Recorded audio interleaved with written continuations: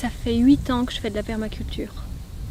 Mais que à ce stade-ci, c'est que pour du jardin. Plein de jardins. Mais ouais, en venant ici, c'était surtout et avant tout de la curiosité. C'était voir comment imbriquer autant d'informations et de richesses, parce que tu les trouves sur tout plein de rapports. Que ce soit toucher cette autarcie, quelque part aussi, elle regarde comment tu consommes, comment tu produis, quels sont tes déchets, comment tu fais ta maison, comment tu la conçois, comment tu vis dedans, et donc tout ce cycle, quelque part, le faire au mieux pour que ce soit au mieux imbriqué et complet. Ça inclut tous les aspects de comment tu fonctionnes, dans la plus petite échelle comme l'impact le plus gros. Et c'est chouette quand tu injectes cette conscience-là parce qu'elle te permet de réajuster constamment et tu te rends compte que tout s'imbrique dans ta façon de faire et d'interagir avec le vivant qui est autour de toi. Et ça, c'est comme un fruit aux 1000 saveurs.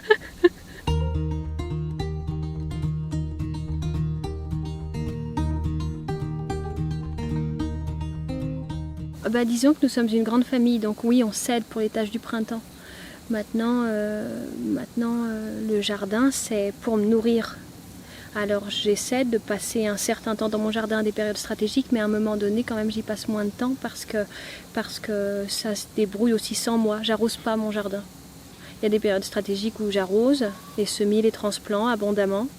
Mais sinon, la majeure partie du temps, j'arrose pas. Je sais qu'il y a des choses qui donneront moins bien que d'autres, mais même mes tomates, si elles sont semées à moitié sous serre, finalement, elles font un bon système racinaire et j'ai des bonnes tomates à 1250. Donc c'est aussi attrayant et puis ça te permet de ne pas avoir de dépendance avec ta terre et ce que tu y sèmes. Et ça, c'est pas rien. Oui, si tu sèmes, semer, c'est pour la vie d'ailleurs. Hein. S'aimer, c'est pour la vie. Mais semer, s'aimer, il n'y a qu'un pas. Mais disons que quand tu sèmes, c'est vrai que tu pourrais mettre un petit drapé humide et puis ça ferait une levée rapide à veiller. Ça c'est intéressant, c'est ce qu'on fait par chez nous, ma grand-mère faisait ça. Il y a la stratégie de tenir le sol humide quand tu viens de semer. Et puis après au niveau des transplants pareil. Et sinon hormis ça, ça se débrouille. Ça se débrouille même très bien. Ce qui fait qu'en automne, si on n'a pas un bel automne et qu'il faut rentrer les tomates parce qu'on a du gel qui arrive prématurément, je chope mes pieds de tomates dans la mesure du possible, je les retourne et je les mets à la chaudière. Et puis pas besoin de lumière, simplement de la chaleur. Et puis elles mûrissent avec le pied retourné et ça me fait des bons fruits quand même. Ça fait. C'est vrai que nous, ça peut être des périodes très courtes en montagne. On a déjà la saison d'hiver. Finalement, on a une période de creux là ces dernières années où ça nous a permis pour certains d'aller au jardin très tôt. Normalement, on aurait les grands froids de janvier, tout ça, et finalement, on est passé sur des trucs où il y en a qui ont eu la curiosité de semer et de mettre des choses et ça a fait. Et là, avec le confinement, on était au jardin parce qu'il faisait très beau et très chaud. Et après, là, il y a 3 semaines, on a eu un épisode de pluie, 1250, on est tombé à 4 degrés la nuit, quoi. Donc finalement, imbriquer tout ça, la permaculture et le paillage, tout ça, ça permet d'avoir une certaine marge de manœuvre qui est intéressante. Mais il y a quand même des enjeux qui sont aléatoires et qui parfois te font des saisons courtes. Et c'est vrai que pour certaines choses, déjà, tous nos tomates, on est sur des très précoces et mi-saison. Et des fois, des fois ça fait, et puis des fois, là j'ai eu mes 2 premières tomates et nous sommes mi-août. C'est ça, hein. Mais bon, on s'adapte. Hein.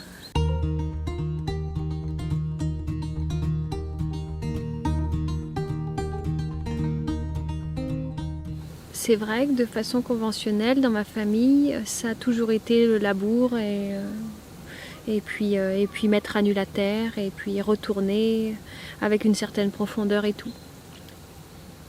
Comment ? J'ai découvert Claude Bourguignon. Et Claude Bourguignon, c'est vrai que ça m'a déjà emmené sur des démarches permaculturelles et dont la culture sur but. Donc après, je l'ai abordé de plusieurs façons, où des fois il y avait beaucoup de manutention et puis des fois simplement prendre de l'allée et puis remettre sur la butte et mettre un peu de Douglas pour tenir tout ça. Et puis on a des terrains en pente, donc ça permettait aussi de ne pas avoir à remonter la terre chaque année, chose qui peut être facilement une corvée. Mais là, de façon un peu plus poussée ou avec des buttes longues, et ben finalement tu fais des cycles de 6 ans et avec toujours un coin jachère. Et dans la respiration de la terre et les échanges de tout ce qui s'imbrique, et bien finalement ça te permettait de faire comme Heidi, quoi. Jeter quelques graines et puis à la volée et puis d'observer et d'admirer même ce qui se passe. C'est ça que j'aime bien dans cette approche-là. Alors des fois c'est la jungle et il y a beaucoup de gens, quand j'avais un jardin près d'une petite route, hein, mais ceux qui passaient, ça, ah oui, et puis la première année ils ont vu les choux-fleurs et puis certains ça les a réconciliés, transcendants quoi. Alors certains demandaient la formule. Et puis au bout d'un moment ils se sont dit oh mais il y a de l'herbe qui pousse, oh là là, t'enlèves pas les mauvaises herbes. Tu considères quoi comme mauvaises herbes? Et finalement en fait tu te rends compte que dans cette démarche-là, ça va vite faire entre le petit jardin tout beau, nickel, et puis là où tu laisses pousser en sélectionnant, c'est sûr que ça fait défaut pour certains. En même temps je faisais le jardin pour moi, mais je préfère quand il est dans un coin où on n'a pas pignon sur rue là direct là, à regarder et puis finalement juger mon jardin, mais de quel droit? Tu sais.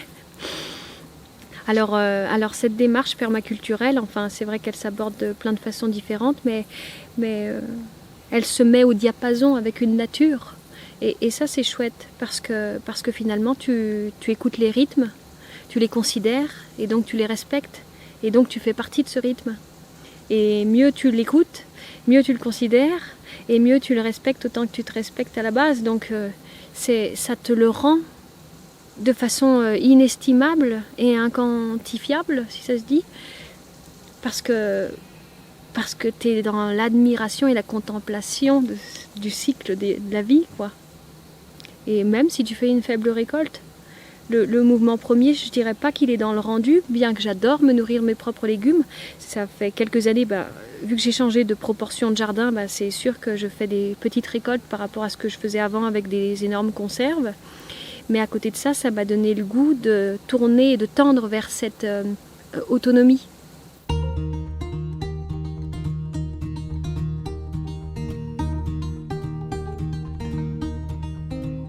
Parce que c'est vrai que nous, par chez nous, vu qu'on a beaucoup d'eau, on dirait pas comme ça, mais la montagne, on a des conduites forcées qui sont énormes. Et c'est 2 générations de Polonais qui ont passé, si je dis pas de bêtises, c'est des Polonais qui étaient dedans, des gars de l'Est, qui ont passé leur vie, puis qui ont repassé la pioche au fils. Et puis aujourd'hui, en fait, si tu regardes la terre, si tu regardes la montagne, tu as 6 conduites forcées qui partent, mettons, de Pralognan, et qui alimentent un réseau énormissime. Mais ça, c'est tout caché, quoi. Sauf que c'est énorme le travail d'une vie. Ils faisaient tout, alors ils acheminaient par rapport à ce qui est devenu des stations, ils acheminaient des minerais et des trucs comme ça. Et puis ils faisaient du métal sous plein d'aspects. Il y avait un gros pôle qui se passait. Donc ça a généré beaucoup parce qu'il y avait un territoire qui était sur l'agriculture. Et finalement, quand ils finissaient l'agriculture, ils avaient le complément à l'usine. Donc ils étaient sous 3 formules différentes. Ils n'avaient jamais un rythme fixe pour ceux qui étaient au bas poste. Hein. Donc ce qui fait qu'ils avaient à peine le temps de s'adapter à un rythme. Ils changeaient de rythme et toutes les 3 semaines, ça rebondissait. Et ils avaient 3 rythmes différents à la con, et ce qui fait qu'ils se reposaient jamais. Puis quand ils finissaient le travail, ils remontaient et puis ils retournaient à la terre. c'est pas loin parce que mon grand-père a vécu ça, quoi. Et finalement, il a 90 ans. Et quand tu vois l'écart sur la notion de travail, sur la notion de construction, sur l'empilement de tout ça, ce qui s'est passé, ce bond est titanesque en l'espace de simplement de ce qu'il dit avoir vécu et de ce que je vis à travers mes propres yeux.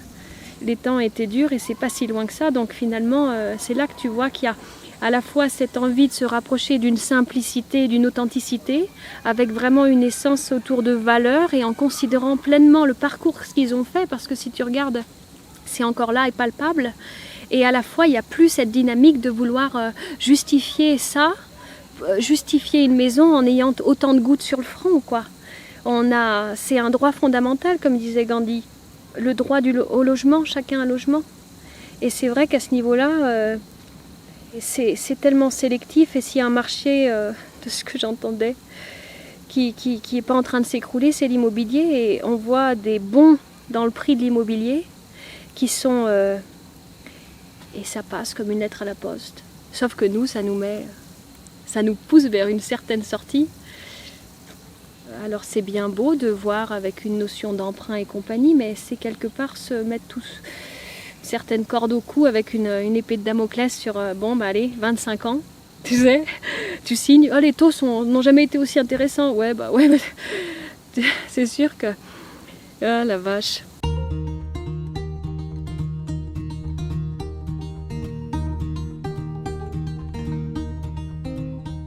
Ça considère la respiration du vivant, dans la petite échelle comme dans la grande. Donc comment tu interagis dans un lieu, comment il interagit avec toi, comment l'eau influence ton corps, comment des réseaux influencent comment tu vis dans une maison. On pourrait dire simplement on met un troupeau dans un champ et puis on regarde comment il se comporte. Et si les bêtes sont en bonne santé, on pourrait bâtir. Par contre, s'il y a des maladies, ben, c'est sûr que les anciens n'ont jamais bâti sur ces lieux-là. Et il y a tout à fait quelque chose à comprendre. Donc il y a des phénomènes spécifiques et qui sont propres aux animaux. Et donc c'est là que nous verrons les sentiers de cervidés, et puis les sentiers de sangliers, et puis les abeilles aiment les mêmes réseaux, des réseaux de polarité positive et pairée. Stéphane Cardino, ouais, il a fait de beaux livres, de beaux ouvrages. Il traite sur des aspects. Après, ceux qui ont trouvé des réseaux, tu trouverais Hartmann, par exemple, simplement sur Wikipédia. Le réseau Hartmann, c'était un docteur qui avait un hôpital qui avait plusieurs ailes et il traitait la même maladie. Et dans certaines ailes, il y avait des rémissions, si on dit ça comme ça, qui se faisaient plus rapidement que dans d'autres ailes. Donc, il s'est posé la question qu'est-ce qui se passe dans l'aile A pour qu'il y ait, pour les mêmes soins, des gens qui se remettent 2 fois plus vite que dans l'aile B. Et c'est là qu'il s'est rendu compte qu'en fait, il y avait des réseaux qui quadrillaient la Terre, avec des alternances et des trames positives, négatives. Donc ça véhicule l'information de l'électricité. Et bon, ça en passe partout, quoi, hein, parce que c'est sur une maison, tu peux facilement en voir qui quadrille. Mais il est vrai que suivant comment tu places ton lit, suivant comment tu véhicules cette information, donc il y a des maisons à cancer, il y a des maisons à divorce, et puis c'est autant de paramètres qui quelque part ne sont pas palpables, mais tu arrives tout à fait à le distinguer par l'expérience de ceux qui ont habité dans le lieu, donc tu n'as même pas besoin de plus, je dirais, tu vois. C'est comme des affinités entre êtres humains. Il y a des fois ça passe et puis il y a des fois ça passe pas. C'est autant de lectures que nous sommes invités à regarder. Comme un arbre, comment il se comporte, finalement il pousse et puis d'un coup il va fuir. Et cette fuite, eh bien, elle en dit peut-être long sur ce qui se passe énergétiquement ou de façon informationnelle. Comme elle dirait Jacqueline Bousquet. Jacqueline Bousquet, elle dit, l'énergie c'est de l'information. Donc à partir de ce moment-là, tu observes et déjà là, tu as une première lecture.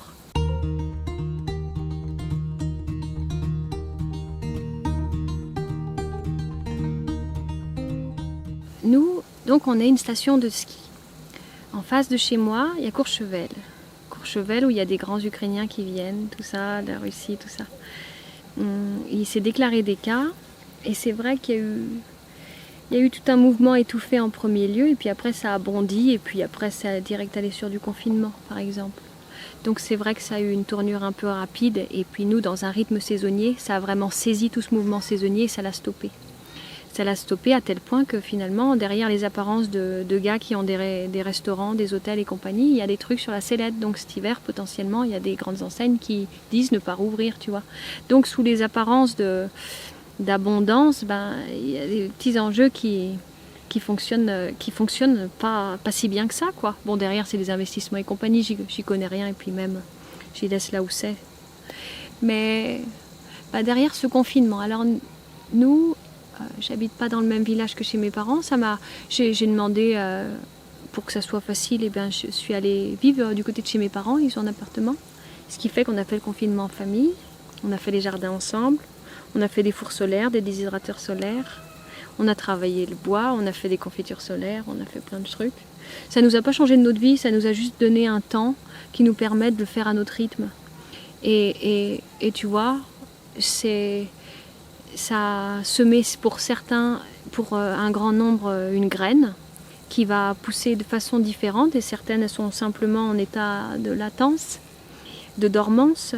Mais il y a quelque chose qui se passe quand même parce que ça a marqué. Mais quand je dis que ça a marqué, parfois ça a marqué essentiellement par de la peur parce qu'il y a toute cette division qui ressort et qui rejaillit avec des défenses et des barrières entre quelqu'un qui porte un masque et quelqu'un qui n'en porte pas. Et finalement, celui qui en porte un accuse l'autre de ne pas en porter et de ne pas respecter son voisin. Ça va loin. Il y a des insultes, il y a du virulent là-dedans, hein, en fait. J'ai un copain qui est pharmacien, il me disait, ouais, ça, tu vois comment t'appelles ça, les marqueurs. Il y a de gros marqueurs là-dedans, hein, à plein de niveaux, mais dans l'impact de la peur dans un quotidien, il y a des mécanismes premiers qui sont en train d'être effacés à des enfants qui ont besoin du contact physique ou d'une reconnaissance faciale, d'un code premier. C'est certain, oui, mais c'est certain que c'est... Enfin, dans ce que je pense, oui, c'est planifié et orchestré depuis bien longtemps, parce que dans des documents officiels, dans des sites officiels, on trouve ces informations-là. On trouve des vidéos sur des inaugurations, des trucs comme ça, et finalement tu te dis, les gars, ils savent parfaitement jouer la carte et puis finalement l'OMS déclare une pandémie, et bim bam boum, tu vois que des transactions sont faites quelques temps avant, c'est tout orchestré.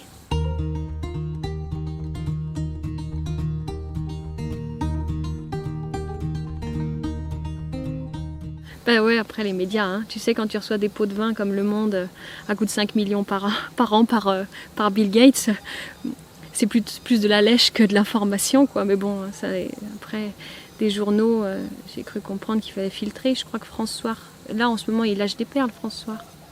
Mais ouais, après, c'est pêcher une information c'est aller faire ses propres recherches. C'est peut-être là où je pêcherai le plus d'informations, et ces derniers temps, c'est là où je suis allée prendre l'information sur Internet.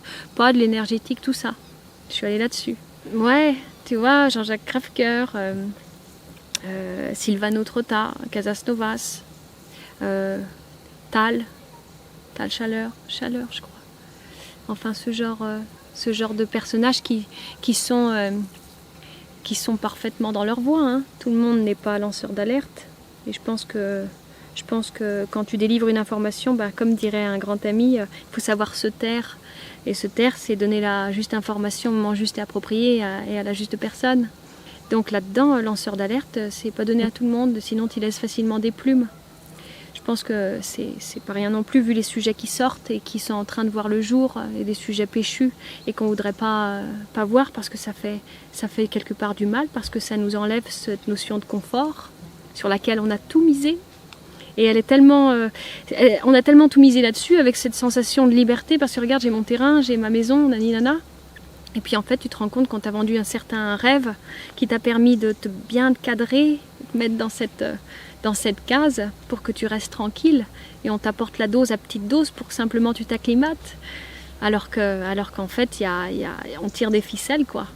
On veut, tu sais, dans cette connerie-là, mais quelque part, on veut 30%, ben on dit qu'on en prendra 80, ils vont manifester, parce qu'on aime bien ça, et on baissera la barre à 70, quoi, tu vois. Et finalement, ils auront tout bon. Et quelque part, ben, tu vois, il y a je pense qu'il y a ce confort qui prend beaucoup de place. Parce que dans des aspirations là-dedans, ben, on mise beaucoup sur du matériel peut-être aussi. Et parfois, on peut se réveiller, avoir accumulé théoriquement toujours, hein, mais on se rend compte que ça peut être bien vide de l'intérieur, et c'est là où tu as des changements parfois complètement transcendants de gens qui partent de la ville et qui se mettent à la terre, alors qu'ils n'avaient jamais mis le pied dans la terre, et ils y connaissent rien. Il y en a, ils se rendent compte que c'est pas cette façon-là qu'ils trouvent l'épanouissement, mais à côté de ça, ils savent que ce contact premier, c'est un appel. Et un appel parfois qui est impérial, comme c'est coup de pied au cul, quoi. Parce que t'es plus dans tes pompes d'être avocat, t'es plus dans tes pompes de faire ci, de baisser la tête et d'avancer métro, boulot, dodo. Et en fait, ça fonctionne un temps. Donc c'est certain qu'à un moment donné, il y a petite sonnette, quoi, qui vient titiller tout ça, hein.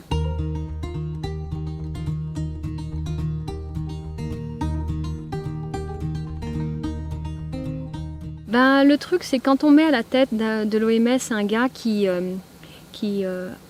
déjà, quand tu vois son cursus et tout, le gars, finalement, je sais pas trop comment il a torpillé son truc. Il arrive à des postes conséquents, alors que finalement, c'est peut-être juste tu sais comment, tu prends l'information, tu la spoil à un mec, et puis finalement, tu arrives à ce poste-là. Je pense que son parcours, il est un peu douteux. Mais bon, famille riche et compagnie. Mais le gars, bon, bah voilà, t'as lui et puis t'as un gars qui est éthiopien, je crois. Ouais, celui qui a la tête de l'OMS, c'est un Éthiopien. Je ne saurais pas dire son nom. Mais bon, si tu regardes son historique, comme dit Jean-Jacques Crèvecoeur, ben, c'est loin d'être net. Hein. En Éthiopie, il y a eu de la vaccination. Et puis en Inde, d'ailleurs l'Inde, elle n'est pas très contente envers Bill Gates parce qu'il y a eu de la vaccination sur des femmes. Et puis il y a eu de gros soucis, tout comme en Éthiopie. Après, quand tu écoutes le discours de cet homme, et si tu prends les échantillons complets, et j'entends bien complet, c'est sûr qu'entre un truc de je propose quelque chose qui en apparence, tu sais, si tu prends un échantillon, tu peux vite être incomplet dans l'information et ériger tout là-dessus. Non mais c'est un bon gars. Et finalement Netflix a fait un film sur lui, mais a dit que la paillette quoi. Et le gars derrière, en fait, tu vois qu'il met des pots de vin partout. Il a racheté combien de milliers d'actions dans Apple? À quel moment il n'y a pas de conflit d'intérêt quand tu vois qu'il injecte plus que tant de... Trump a dit, bon bah moi j'arrête de mettre dans l'OMS. Et d'ailleurs il a dit... je vais à la Maison Blanche, il a lancé 2 trucs clés et c'est vrai qu'on n'en entend pas parler, à la fois sur tout ce qui est pédophilie et à la fois sur les affaires de Gates. Et là-dedans, par rapport à l'OMS, il s'est déchargé de l'investissement qui était mis dedans, donc tu vois des stars qui injectent dedans et tout. Bon, moi je dis conflit d'intérêt, hein.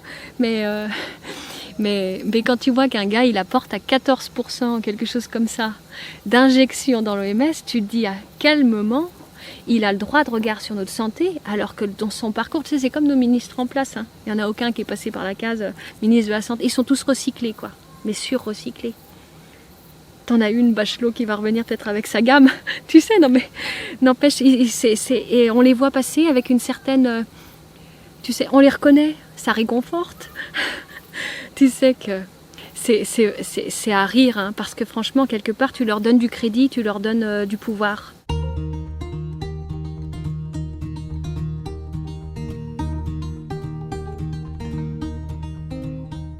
C'est épatant cette histoire. Silvano Trotta, il a abordé le sujet de long en large avec les visières et compagnie. Et j'ai bien aimé cette approche-là, même si j'ai trouvé ça du gros dossier, parce que bon, il y avait toute l'approche scientifique de comment les gaz émettaient, et ci et ça, donc visière fermée, visière ouverte par le bas, sans visière, le masque et tout. Donc tu vois vraiment comment ça se comporte si quelqu'un éternue, si quelqu'un respire, et dadidada. Maintenant, ce port du masque. Alors, tu vois, en période de confinement, bon, on était à la pêche au masque. Pour quelle raison? J'imagine parce qu'on est des pêcheurs. On va à la pêche au masque. Alors finalement, t'as pas d'obligation en confinement de porter un masque. Moi, je veux bien. Juste avec mes grands-parents, mon grand-père, au début, on a pris à disposition de mettre un masque, on allait le voir. Après, il nous a invités à boire le thé. On a enlevé le masque. Et puis après, on s'est fait la bise. Parce qu'on aime trop ça, faut dire. Et donc, période de confinement, t'avais un masque, t'as pas de masque, et finalement tu te déplaçais. Tu te rendais comme une fourmilière à la grande surface. Et tu faisais un petit melting pot de tout ça, tu sais, bien, c'est beau en fait. Quelque part, on fait un truc et il est tellement incomplet que finalement on t'envoie sur un même axe de... on te fout au tas parce qu'on te dirige sur une grande surface, quoi.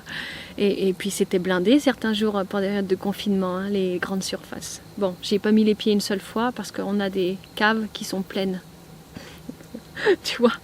Donc nous, quelque part, quand tu montes notre cave à des gens, à des copains, ils disent « Ah ouais, j'adorerais faire le confinement avec vous !» Mais tu m'étonnes, on se faisait des repas de rois et de reines. On est dans un regard de simplement doser en fonction de ce qu'on considère comme une envie ou un besoin, mais pas dans l'outrance. On est dans le regard de ce qu'on mange et dans la façon dont on le cuisine, de la façon dont on l'élève si c'est un animal, de la façon dont on le mange. Donc souvent ça nous a réunis autour d'une table et parfois ça suffit à faire la beauté de l'invitation. De la viande, quand je mangeais de la viande, oui, on prenait un cochon d'alpage et puis on faisait tout dans le cochon. Après on prend un agneau d'alpage et puis on retranscrit. Après on fait du pâté, du cochon, du saucisson, de la basande. Tout ça quoi. Alors on a des caves pleines, ouais, ma mère fait du magret de canard aussi fumé.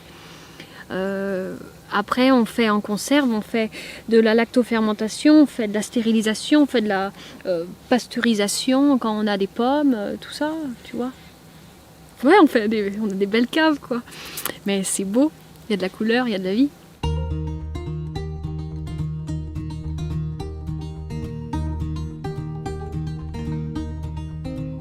Ben, je pense que c'est comme une liberté vaccinale, tu vois. On devrait tous avoir quelque part, au lieu d'être dans l'infantilisation, je sais pas si ça se dit comme ça, plus être dans une dynamique où c'est ta responsabilité.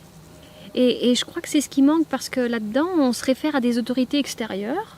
Et l'autorité extérieure, aussi bien intentionnée soit-elle, mettons dans une certaine vision toute belle, toute rose de tout ça, eh bien ça reste une autorité extérieure. Et là-dedans, il y a plein de formules, ce qui fait que c'est dans le même mouvement, c'est dans le mouvement premier de la vie. Et là-dedans, quand t'invites à ta responsabilité, finalement tu vas considérer si toi, en allant dans tel lieu, eh bien tu fais du tort. Et c'est là où ça va te permettre de réajuster et d'imbriquer tout ça pour que ça soit juste. Le fait d'obliger des masques, eh bien finalement tu te retrouves à peut-être cracher sur le mec qui n'en porte pas, alors qu'à côté de toi, tu tolères un mec qui ça fait 92 heures qu'il l'a sur lui et que c'est bourré de champignons, quoi. Et on a des masques, on a vu ô combien de vidéos où les gars ils le font en Inde ou je sais pas trop où, et ils le font pieds nus et le masque on te le vend comme un truc, on te vend du rêve, quoi. Et on est preneur, ça sécurise, là encore la sécurité fait d'énormes structures et d'énormes dégâts. Ah oui, on a des beaux discours, c'est certain, nous sommes en guerre. Ah la vache. Non mais faut être franchement osé pour dire de telles conneries. Mais bon, le truc c'est que certains ça a fait mouche et sensation. En fait, on est dans là ils font travailler nos cerveaux reptiliens. Donc c'est primitif. Tu as vu ces premiers jours de confinement, si t'es sorti, les codes premiers, on avait oublié un rapport de sourire, on était dans la défiance. On se méfiait. Il fallait changer de trottoir, tu vois, des codes. Là, quand on est repassé à la mode du masque pour tout le monde, tu vois des gens rouler et conduire avec le masque. On est en montagne, nous, on vit à 1200 mètres d'altitude, quoi. On a des gens, là, on est en période estivale, on a plein de gens. On a une recrudescence de personnes qui ne sont pas allées dans des pays étrangers ou je ne sais trop où, ou se mettre sur des plages peut-être nudistes, mais avec un masque. Parce que quelque part, on a ce scénario-là aussi. Ouais, c'est vrai qu'on a en visu et finalement, ouais, ça botte pas trop, quoi. Et on est en montagne, et t'as des marchés de plein air, et puis t'as des masques, et puis aussi, là, tu vois, là-dedans, porter son masque, c'est une chose. Quand tu le fais porter à ton enfant en pleine rue, et en plein cagnard, et l'enfant, il a le masque de A à Z, le parent ne l'a pas. Tu vois, il y a des choses qui sont incomplètes. Et finalement, on te donne une information incomplète et on va te dire, toi, doser là-dedans, tu vois. Mais à quel moment? Tu vois, on a fait des dérogations des préfets ont autorisé la chasse pour le bien commun ou je sais pas trop quelle enseigne pendant le confinement. Donc, tu avais des gars qui partaient à la chasse pendant le confinement. Et quelque part, tu sais, il y a une certaine conviction de bien agir. Tu sais, c'est...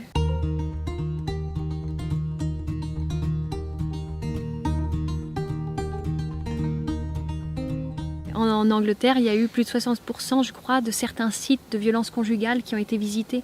Il y aura peut-être des séparations comme rarement on a vu, quoi. Des gens qui apprennent à se connaître ou finalement à se rendre compte que c'est qui celui-là, quoi.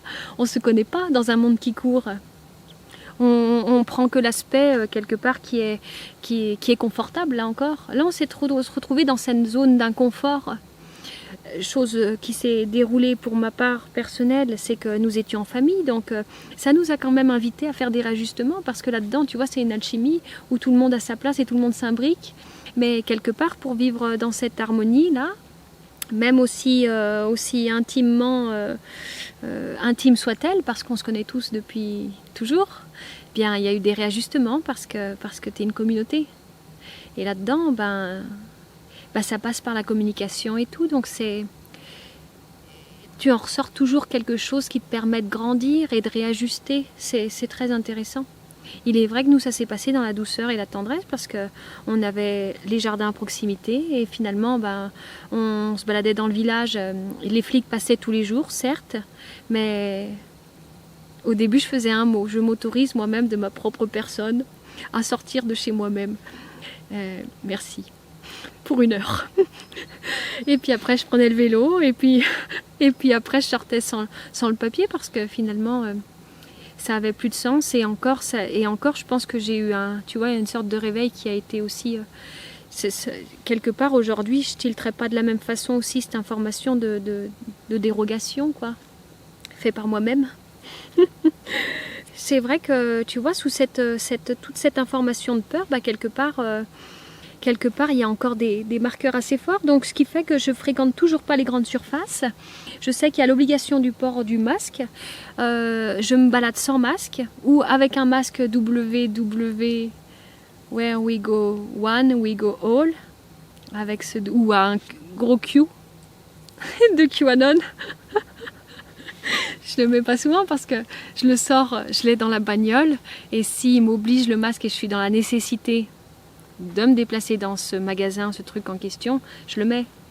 Mais c'est rare. Je préfère utiliser toutes mes denrées sèches qui sont sur les étalages et puis laissant tout ça se tasser parce que quelque part, ô combien même tu auras tous tes arguments et tes convictions et compagnie, il n'empêche que celui qui a le masque et qui lui est fragile, il est persuadé que tu veux causer du tort et compagnie. Il vaut mieux éviter les histoires et rester bien tranquille le temps que les choses se posent.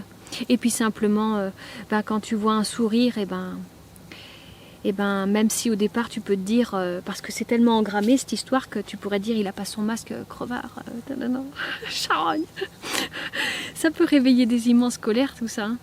Mais derrière, je pense qu'un sourire, c'est une belle nourriture de l'âme et on en a besoin, surtout par ces temps. Voilà.